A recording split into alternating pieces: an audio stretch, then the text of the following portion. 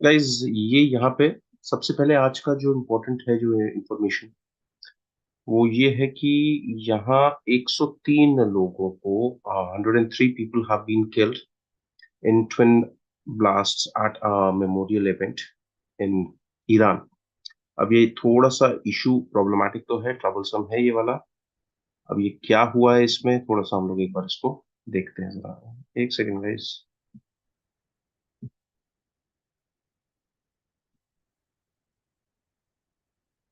हम्म, ठीक है। सो let's see the news. Okay. So 103 people have been killed in twin blast at a memorial event in Iran. Okay. और ये guys जो general Qasem Sulemani जिसको 2020 में America और इसराइल ने ड्रोन स्ट्राइक से मरवा दिया था, उसी की ही डेथ एनिवर्सरी होती है बेटा, 3 तारीख को। ओके। और यही एक प्रोसेशन जा रहा था, उसी प्रोसेशन के ऊपर ये अटैक किया गया है। नाउ कई लोगों का क्लेम ये है, in fact the Iranians are 100% convinced, they are claiming कि भाई this has been done by Israel and United States of America. Okay. बाकी अमेरिकन साइड का कहना यह है कि भाई हम लोगों का इससे कोई भी लेना देना नहीं है। अकाउंटेबिलिटी अभी तक किसी ने भी नहीं ली है, अगर टू बी वेरी स्पेसिफिक। बार बार इसको ये कहा जा रहा है कि भाई it's a terrorist attack, it's a terrorist attack, क्योंकि यहाँ पे मेंशन भी किया हुआ है। ठीक है। हम बोला ये गया है कि भाई ईरान के सुप्रीम लीडर ने, आयतुल्ला अली खमेनी ने, इस पूरे के पूरे ये जो एपिसोड हुआ है इसको एविल और क्रिमिनल का नाम दिया है।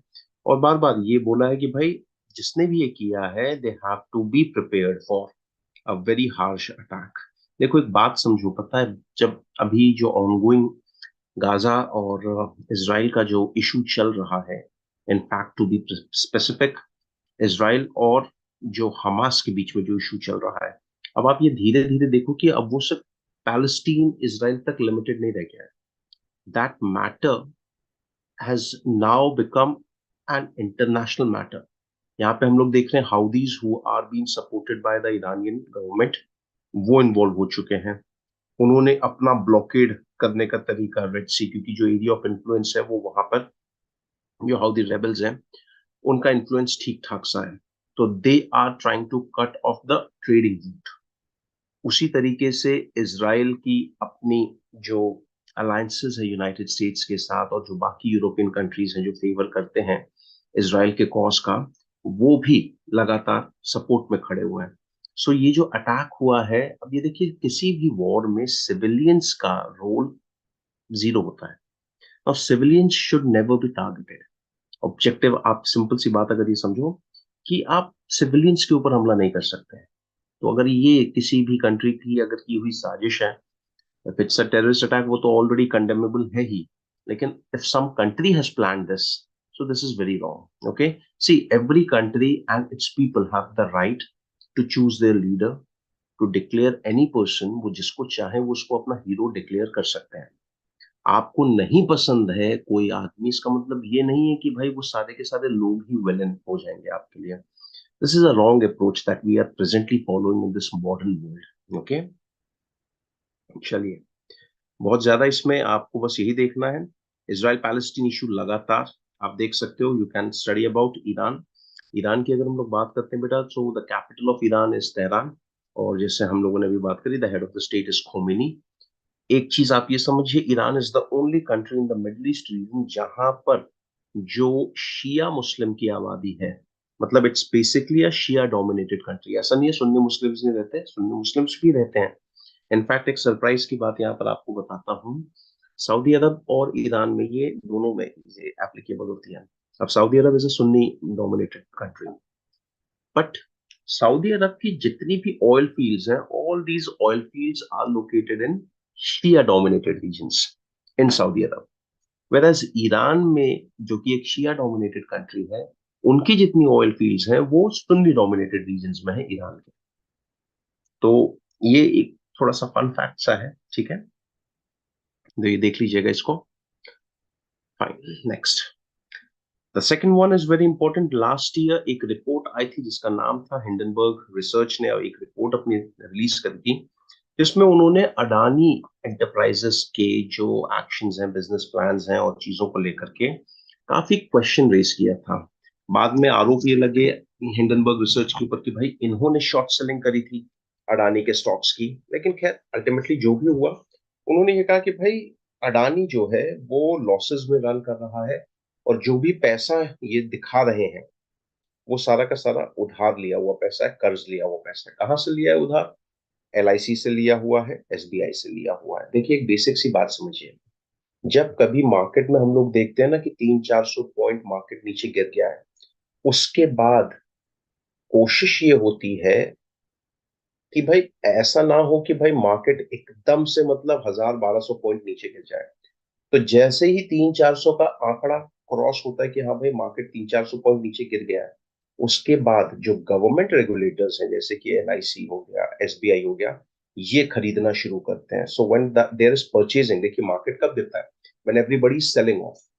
ओके, हर कोई जब खरीद बेचना शुरू करता है, तो यहाँ पर एलआईसी, क्योंकि भाई बहुत तगड़ा पब्लिक का पैसा है, गवर्नमेंट की मदद इस तरीके से करते हैं, एसबीआई बहुत तगड़ा पैसा है, तो वहां पर फिर जो कैपिटल सेक्टर है इनके वो इन्वॉल्व होते हैं, और वो फिर मार्केट को थोड़ा स्टेबलाइज करने की कोशिश करते हैं। ठीक है, तो यहाँ पे उसी के बारे में बात हो रही है। Supreme court uphold SEBI probe turns the spotlight on Hindenburg standard.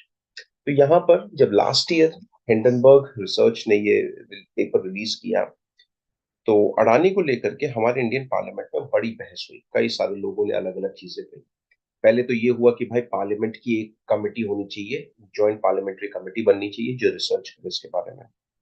फिर सुप्रीम कोर्ट में मैटर लेकर के जाओ, सुप्रीम सरकार ने बोला ठीक है भाई, स्टॉक मार्केट का इशू है। देखिए इंडिया में जो स्टॉक मार्केट रेगुलेटर है वो है आपका SEBI, securities and exchange board of India. तो भाई सेबी की जिम्मेदारी बनती है, अगर मार्केट में अगर कोई घपलेबाजी कर रहा है।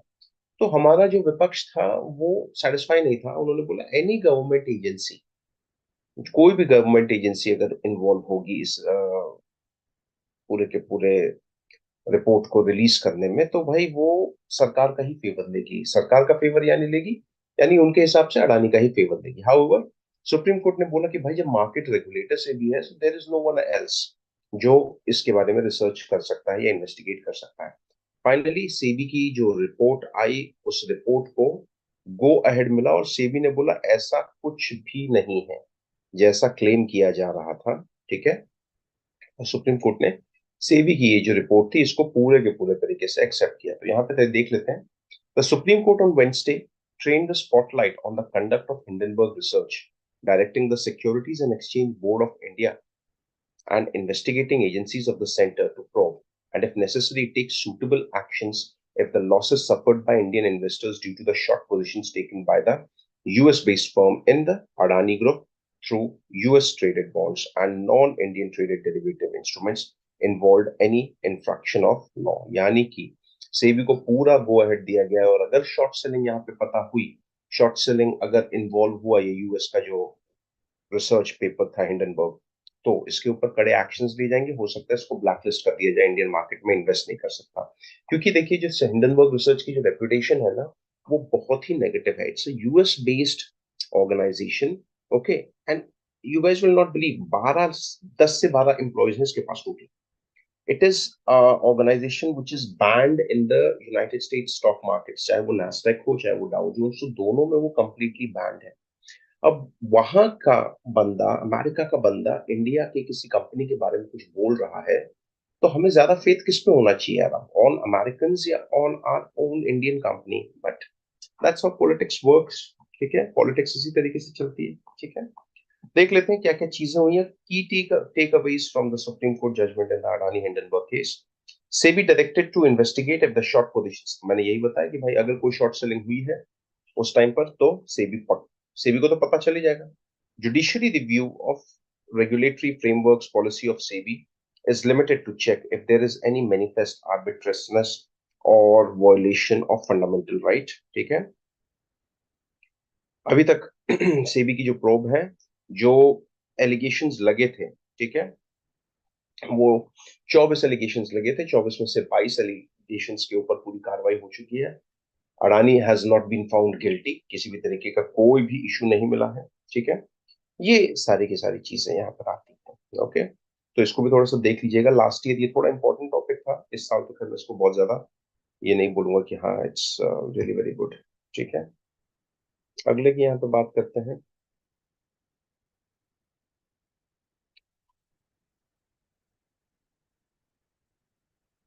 Transport workers likely to intensify protest on BNS, Bharatiya Nyaya संहिता। यहाँ पे सिंपल सी बात है बेटा, आप लोगों को पता होगा जो all India road transport workers federation है, जहाँ बेसिकली एक ट्रेड यूनियन है सारे के सारे ड्राइवर्स की और ट्रेड ट्रांसपोर्ट वर्कर्स की। उन्होंने सरकार को ये चेतावनी दी कि भाई अगर सरकार ने सेक्शन 104 1 और 2 भारतीय न्याय संहिता को तुरंत नहीं हटाया तो भाई हम लोग और तगड़े तरीके से प्रोटेस्ट जो है वो करेंगे। आप सब लोग देख रहे होंगे कि पेट्रोल पंप्स पे पेट्रोल नहीं मिल रहा, किसी भी तरीके की मतलब जो ट्रांसपोर्ट एक्टिविटी है वो नहीं हो रही है। ठीक है, ये क्यों हो रहा है? क्योंकि यहाँ पे जो भारतीय न्याय संहिता है उसमें हिट एंड रन केसेस के लिए और एक्सट्रीम पनिशमेंट्स को इंट्रोड्यूस किया है बेटा। 10 लाख तक का फाइन और 10 साल तक की जेल है बेटा। दो केसेस है, एक केस में 5 साल की सजा है, एक केस में 10 साल की सजा है। तो इसको लेकर के बहुत प्रोटेस्ट चल रहा है। ठीक है, तो भारतीय न्याय संहिता इज वेरी इंपॉर्टेंट। प्रोटेस्ट तो ये देखिए इलेक्शन ईयर है, अब कहीं ना कुछ तो लेकर के आना ही है, ऑपोजिशन को भी कुछ चाहिए अपने पास। तो ठीक है, कितना सही कितना गलत अभी हम कह नहीं सकते। See we have both the sides here. हम ये जानते हैं कि भाई हिंदुस्तान में रेकलेस ड्राइविंग, नेग्लिजिबल नेग्लिजेंस के साथ ड्राइविंग बहुत लोग करते हैं। अगर आप आज भी अगर एक टेस्ट कंडक्ट करवा दोगे ना, आई एम श्योर नाइन मतलब 80% of the vehicles that are running on roads they don't know basic driving skills. आप उनको लाइसेंस तो किस तरीके से बनता है हम जानते ही हैं। तो लाइसेंस कितना आसान हो गया है, और गलत तरीके से चलाना, जाम लगा देना, ओके, जबरदस्ती की हॉकिंग करना किसी भी जगह पे अगर रुके हुए हैं, तो ये बात आप एक्सेप्ट करिए, एग्री करिए कि इंडियंस के अंदर बहुत अच्छी, मैं ये नहीं बोलूंगा कि स्किल्स, देखो स्किल्स पे नहीं चलता बेटा। आपके स्किल बचाने के चक्कर में एक बार अगर आपकी स्किल फेल हो गई तो सामने वाले की लाइफ चली जाएगी। तो देखिए, दोनों साइड्स, जो लोग फेवर में है उनका कहना ये है कि हाँ भाई रेकलेस ड्राइविंग इससे रुकेगी, और जो अगेंस्ट में है, उनका ये कहना ये है कि भाई every time it is not the fault of the driver. कई बार सामने से अगर कोई आ गया मतलब, और टेक्निकली आप ऐसे समझो इंडिया इज अ कंट्री जहां पर भाई कार वाले और स्कूटर वाले की टक्कर होगी तो गलती हमेशा कार वाले की मानेंगे, स्कूटर वाले की और साइकिल वाले की टक्कर होगी तो गलती हमेशा स्कूटर वाले की है, साइकिल वाले की और पैदल वाले की अगर टक्कर होगी तो गलती हमेशा साइकिल वाले की होगी। तो ये हम लोग थोड़ा सा सेंटिमेंट्स पे काम करते हैं, तो we have to see both the sides, क्या कहते हैं दोनों साइड का ओपिनियन क्या है, उसके बाद हम लोगों को किसी तरीके का कोई इस पे अपना थॉट बनाना पड़ेगा। ठीक है, बाकी तो और इसमें यहाँ पे कुछ खास नहीं है। Okay, you don't have much. चलिए आते हैं, मैंने आप लोगों से ऑलरेडी डिस्कस किया है, स्टेट्स पे आपको बहुत ज्यादा फोकस करने की कोई आवश्यकता नहीं है बेटा। स्टेट न्यूज पे आप किसी भी तरीके से आप नहीं फोकस करिए कुछ खास।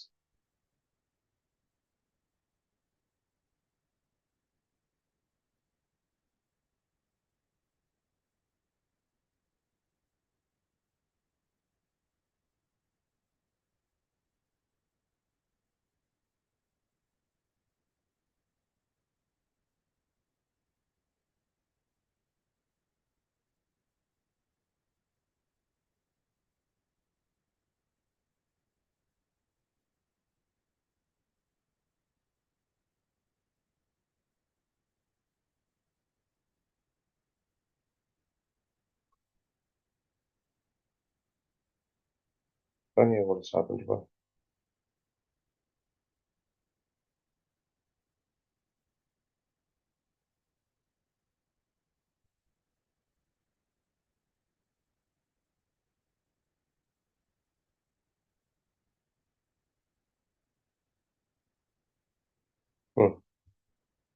Okay fine.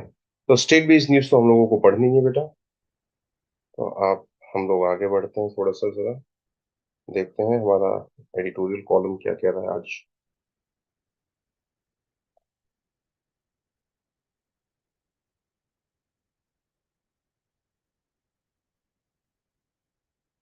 Okay fine. सो यहाँ पर This section is really very important. Striking fear. Driver's strike is a test for severity of hit and run clause in the new penal code.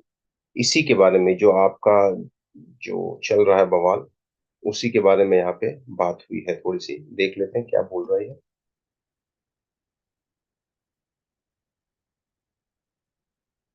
The provision in the Bharatiya Nyaya Sanhita that treats hit and run accident cases as an aggravated form of the offense of causing death by rashness or negligence will be the first in the new, yet to be implemented codes to be scrutinized for its severity. With truck drivers worried about the implications of Section 106 of BNS abstaining from work, the government has promised to bring it into play only after consultation with the All India Motor Transport Congress. Okay, so यहाँ पर बात बात यही हो रहा है कि भाई देखिए, ट्रांसपोर्टेशन अगर रुक गया तो समझिए गुड्स एंड सर्विसेज ऑलमोस्ट 80% हमारे यहाँ पे जो डिलीवरी होती है सामान की, that is using road transport. तो ऐसा भी नहीं है कि आप मालगाड़ी से या ट्रेन के तहत आप उसको रेगुलेट कर पाएंगे सिस्टम को ना। और बहुत ही भारी सिस्टम होता है बेटा वो। ओके, ठीक है, तो यहाँ पे ये चीज आपको समझनी पड़ेगी। बात ये है कि भाई we are in talks, the government has said कि हम लोग बातचीत कर रहे हैं All India Motor Transport Congress के साथ, और तभी हम लोग लेकर के आएंगे जब हम लोग एक कॉमन कंक्लूजन पे पहुंच जाएंगे। However, with the transporters' body taking the stand that the strike was primarily resorted to by the drivers who feared additional criminal liability, the issue will require tactful handling. Obviously बात है भाई, आपको इसको बहुत अच्छे तरीके से हैंडल करना पड़ेगा। It has now become an issue that concerns transport worker then those running the business of transportation. अच्छा, यहाँ पे सिर्फ ड्राइवर की नहीं, जो गाड़ी का मालिक है उसकी भी जिम्मेदारी यहाँ पे ज्यादा बढ़ जाती है।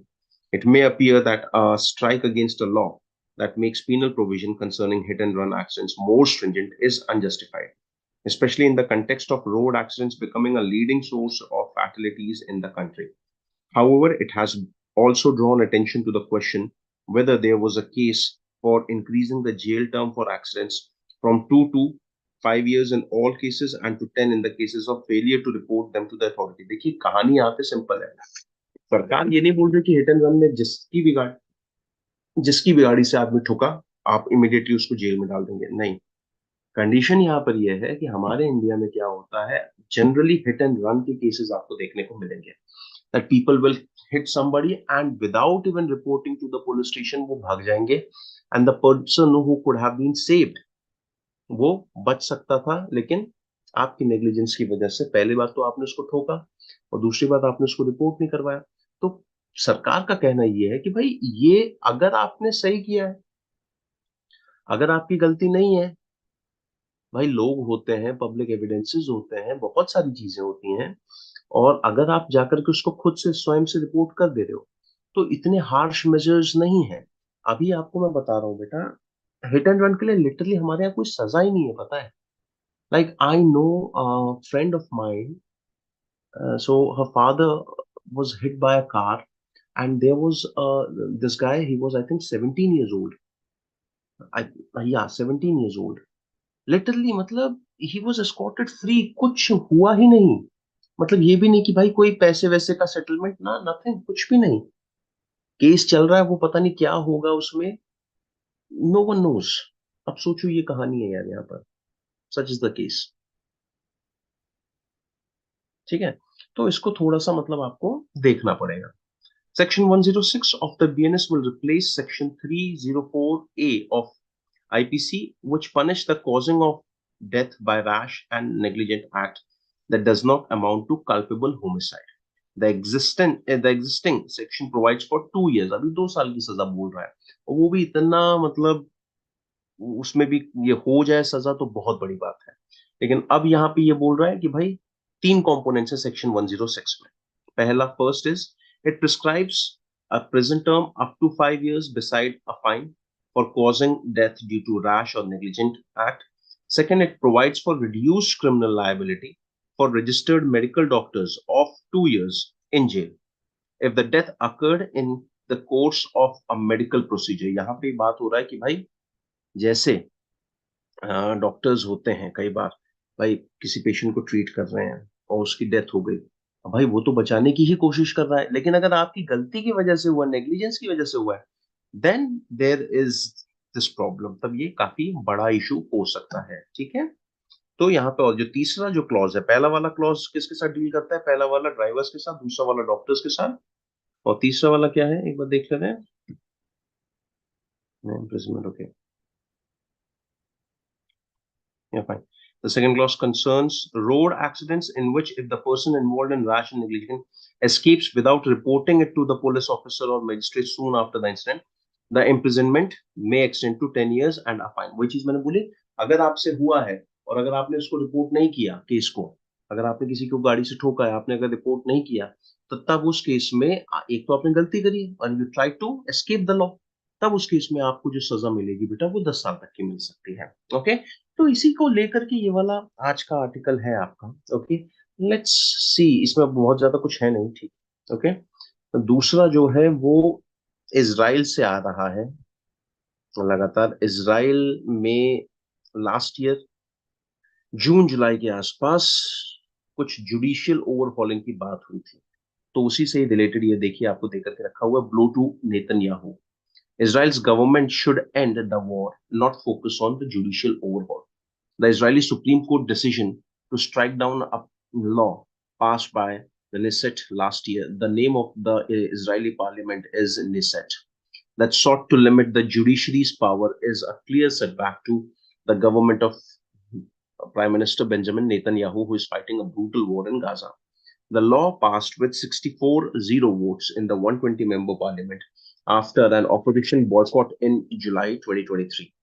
Just hold on a second, guys. Just hold on. Okay, fine. So, yeah. So that was the case. Like he said कि भाई जो जुडिशरी है, जुडिशरी के अपने अलग लिमिटेशन होनी चाहिए, जुडिशरी के अपने अलग कंट्रोल होने चाहिए कि हाँ भाई उनको उनको किसी भी तरीके का ऐसा नहीं है कि मतलब they can intervene into every affair every matter. ठीक है। बट बहरहाल ये जो प्रपोजल लेकर के आया था बेंजामिन नेतन्याहू, वो पास नहीं हो पाया। ओके, एंड फाइनली पूरे तरीके से खत्म कर दिया गया इस लॉ को। ठीक है। बार बार यहाँ पे क्रिटिसिज्म बेंजामिन नेतन्याहू का इस चीज को लेकर के हो रहा है कि भाई जो आपका ऑनगोइंग वॉर है, जो स्लॉटर इस समय चल रहा है गाजा में, okay, the people of Gaza they are suffering, आप उसको पहले खत्म करो। ठीक है। तो कहीं ना कहीं ये उसी लॉ के बारे में दे करके रखा हुआ है। You guys can again go through it. बहुत ज्यादा रिलेवेंट नहीं बोलूंगा मैं, बट चलो ठीक है, you guys can see it.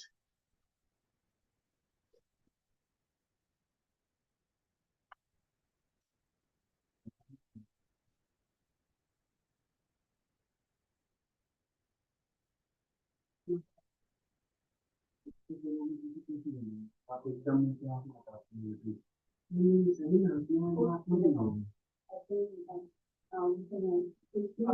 बोल दिया करो ना, खत्म होने वाला है, तो आपको आज तो चलेगा, तो आप सब्जी बनता ही नहीं। ओके, फाइन, देख लेते हैं नेक्स्ट क्या है। ठीक है, ये देख लेते हैं। ठीक है गाइस, आई थिंक यही है आज के लिए। आज कुछ खास वो नहीं है। एक उल्फा का जो अरेंजमेंट आ रहा है वो that is very important, I have to see कि वो उल्फा का जो एग्रीमेंट, उसमें एक न्यूज आया था, इंफॉर्मेशन था आज के उसमें। सो एक बार ये टेक्स्ट एंड कंटेक्स्ट प्लीज देख लीजिएगा जरूर। Okay, okay. So in this understanding the peace pact with Ulfa, so Ulfa is United Liberation Front of Assam. Basically, it was a terrorist organization. Okay, finally ये हुआ है कि there has been a agreement between, tripartite agreement है Assam government, government of India and ULFA के बीच में। Okay, और यहाँ पे सिंपल सी बात ये हो रही है कि भाई आप हथियार छोड़ेंगे, सरेंडर करेंगे, और अगर if you want to be a part of the Indian political system तो यू आर फ्री। ठीक है। तो यहाँ पे उल्फा की हिस्ट्री देकर के रखी है कि भाई ULFA is the by product of the anti foreigners Assam agitation. Anti foreigners मतलब जो असम में नॉन असमीज लोग जो बाहर से आकर के रह रहे थे, उनके अगेंस्ट ये मूवमेंट स्टार्ट हुआ। ओके, और 1979 में इसको स्टैब्लिश किया गया। ठीक है। इसके जो हेड हैं उनका नाम है अरविंद राजखोवा। और ये जो अग्रीमेंट आपका जो चल रहा है, एक सेकेंड,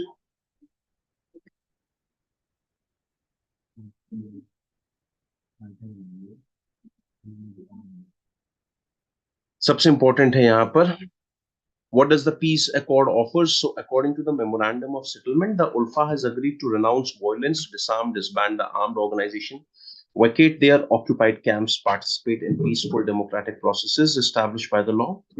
Okay, so आप डायरेक्टली आप भाई डेमोक्रेसी को फॉलो करेंगे, डेमोक्रेटिक सिस्टम का हिस्सा बनना चाहते हैं, तो you are most welcome. Marking a shift towards non-violence, it aims to ensure the integrity of the country, contrary to what the ULFA has initially demanded. Okay. The Ministry of Home Affairs will make a time-bound program to fulfill the demands of the outfit, and a committee would be formed for its monitoring. The pact underlines a comprehensive package entailing an investment of 1.5 lakh crores for the all-round development of Assam. 1.5 lakh crore रुपए का investment होगा असम में, and seriously, it can be said as a very major victory for the party in power there. Okay, Hemanta Biswa Sarma is the Chief Minister of Assam, and he has definitely done a great job. ठीक है. और एक चीज और असम, इसके बाद एक चीज और ये आ रही है कि now it is pretty hopeful कि इस महीने हम लोग देख लेंगे कि भाई जो एनआरसी है और सीएए, सिटीजनशिप अमेंडमेंट एक्ट, जो कि 2019 में पास हो गया था, फिर शाहीन बाग हुआ था जहाँ पे प्रोटेस्टर्स आके खड़े हो गए और अलग अलग तरीके की बातें होने लगी थी. तो ये प्राइमरीली जो प्रॉब्लम है ना एनआरसी का और सीएए, ये सबसे पहले असम में आया हुआ है, बिकॉज वहां पे जो बांग्लादेशी इलीगल इमिग्रेंट्स है वो आ करके ऐसा हो गया कि मतलब 40% population of Assam right now can be called off directly of Bangladeshi people. तो भाई इमिग्रेंट्स है, इलीगल तरीके से आप आए तो you have to go back, आपको रख तो सकते नहीं है. Okay, because we have our own burdens, हमारे पास अपनी खुद की रिस्पॉन्सिबिलिटी है, राइट. तो ये कहीं ना कहीं बहुत इफेक्टिव है. तो उल्फा की हिस्ट्री, ओके, उल्फा के साथ ही एक और टेररिस्ट ऑर्गेनाइजेशन होता था जिसका नाम था बोडो. बाद में बोडोलैंड बना, अग्री हो गया, सारी चीजें फाइनलाइज हो गई. ओके, तो जो नॉर्थ ईस्ट का एरिया जिसको अभी तक कट ऑफ एक तरीके से समझा हुआ था, ठीक है, 2014 से पहले, obviously I will be very honest and frank to say this, अब धीरे धीरे जितने भी वहां पे इंसर्जेंट ग्रुप्स थे उन सबको मेन स्ट्रीम में लाने की कोशिश कर रही है सरकार. The government is doing every possible thing कि भाई किसी तरीके का टेररिस्ट अटैक ना हो. कारण क्या है बेटा, नॉर्थ ईस्ट एक तो हमारे लिए स्ट्रैटेजिकली बहुत इंपॉर्टेंट है, इट शेयर्स इट्स बॉर्डर. जैसे अगर हम लोग अरुणाचल प्रदेश की बात करें तो you have China there, Myanmar का बॉर्डर लगभग लगभग हर नॉर्थ ईस्टर्न स्टेट्स के साथ, ऑलमोस्ट नॉट ऑल बट हाँ 4-5 स्टेट्स के साथ इट शेयर्स इट्स बॉर्डर. और जो नार्को टेररिज्म है वो बहुत ही, जो गोल्डन ट्रायंगल वाला जो रीजन है वो म्यांमार से ही ऑपरेट होता है, और उसको ऑपरेट करने में जो सबसे बड़ा रोल है वो चाइनीज का ही है. तो ये आपके लिए बहुत ही तगड़ा इनिशिएटिव है. ठीक है. So guys, this was with reference to today's analysis. I hope all of you liked it. Okay, we'll come up with another session tomorrow. Till then, bye bye. Take care. Have a good day.